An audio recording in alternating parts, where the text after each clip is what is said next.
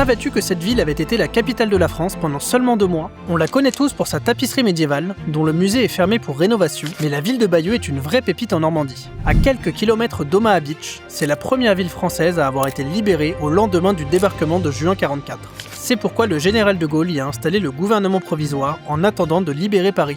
Comme les soldats allemands avaient quitté la ville, Bayeux fut épargné par les bombardements et les combats qui ont ravagé la Normandie, et son patrimoine est resté intact. Parmi les choses à visiter, tu dois absolument commencer par le quartier de la cathédrale. De style roman et gothique, c'est l'une des plus belles que j'ai pu visiter en France. Elle a d'ailleurs été inaugurée en présence de Guillaume le Conquérant en 1077, il y a bientôt 1000 ans. Juste à côté, installé dans l'ancien palais épiscopal, tu pourras découvrir le MAB, le musée d'art et d'histoire de Bayeux. Il abrite des peintures, des objets archéologiques, mais aussi une collection de dentelles et de porcelaine normande.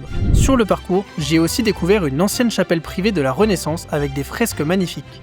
Si tu préfères l'histoire contemporaine, tu dois bien entendu visiter le musée de la bataille de Normandie, qui raconte le débarquement et la libération de la région pendant l'été 44. Et juste en face, comme un rappel de l'importance de cette bataille et de l'héroïsme de ces hommes, il y a aussi le plus grand cimetière militaire britannique de la région, où reposent près de 5000 soldats dans un jardin paisible.